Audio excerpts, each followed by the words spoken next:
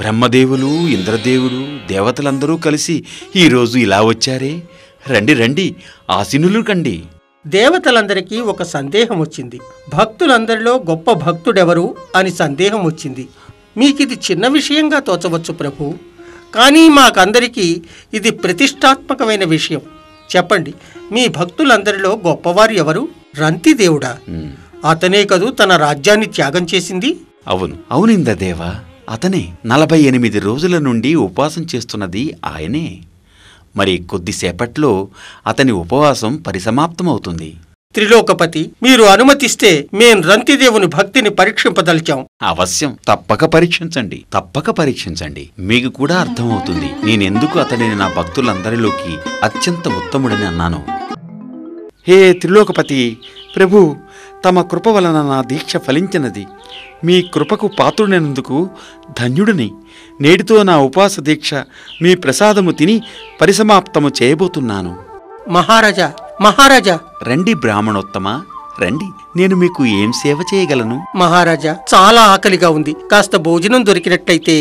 అవశ్యం, తప్పక భోజనం లభిస్తుంది మీకు. ఇదిగో, ఈ భోజనంలో సగం మీరు తీసుకోండి, సగం నేను తీసుకుంటాను. భగవంతుడు మిమ్మల్ని ఆశీర్వదించుగాక.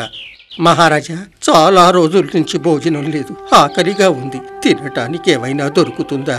తప్పక దొరుకుతుంది. నా ఈ భోజనంలోనే మీకు పంచుతాను. ఇదిగో తీసుకోండి.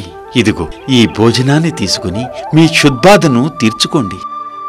స్వామి, నా కుక్కలకు ఏదైనా తినటానికి దొరుకుతుందా? భగవంతుడు మిమ్మల్ని చూడాలి.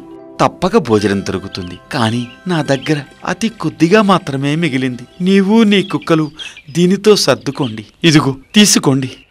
నేడు నాకు మనశ్శాంతిగా ఉంది. ఆహా! ప్రభు, అతని వద్ద ఉన్నదంతా దానం చేశాడు. ప్రభువుల లీల. నేడు నేను ఆకలిగొన్న వారికి భోజనం పెట్టగలిగాను. ఇక నేను నా ఉపవాస దీక్షను నీటిని తాగి విరమించుకుంటాను.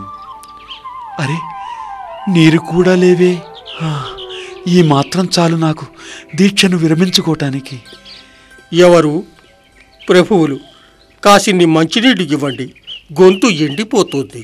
తీసుకోండి. మహారాజా, చాలా దాహంగా ఉంది. కాసిన్ని నీరివ్వండి చాలు. అవశ్యం, ఇవిగో నీరు. మీ దాహం తీర్చుకోండి. ఈ చెంబుతోనా? నేనీ చెంబును తీసుకోలేరు. ఎందుకని తీసుకోరు ఈ చెంబుని? ఈ చెంబు మీకు అయోగ్యమైనది కాదు. అలా అనొద్దు. ఈ చెంబును తాకే అర్హత లేదు నాకు. నేను అంటరానివాణ్ణి. నేను తాకితే ఈ చెంబు అపవిత్రమవుతుంది. ఇప్పుడే తెలిసిపోతుంది ఎలా నా పరీక్షలో గెలుస్తాడో, ఎంత గొప్ప భక్తుడో తేలిపోతుంది. ఈ చెంబు అపవిత్రం కాదు.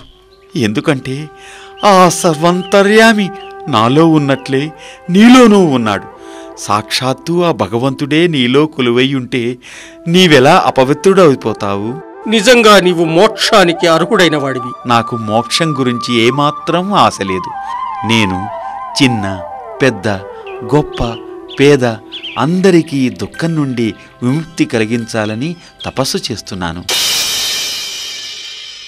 రంతిదేవుడు నిజంగా మహనీయుడే. భగవంతుడి భక్తులందరిలోకి గొప్పవాడు ఇతడే. బ్రహ్మదేవ, మీ పరీక్షలో నా భక్తుడు ఉత్తీర్ణుడైనట్టేనా? అవశ్యం దేవాదిదేవ. మహారాజు రంతిదేవుని మీ భక్తుల్లో గొప్పవాడని ఎందుకన్నారో ఇప్పుడు మాకు అవగతమైంది. మేమంతా ఈచతో మీ భక్తుని నానా విధాలుగా పరీక్షించాం. ఒక విధంగా మాది దుస్సాహసమే. ప్రభు, స్వామి, ధన్యుణ్ణి తండ్రి.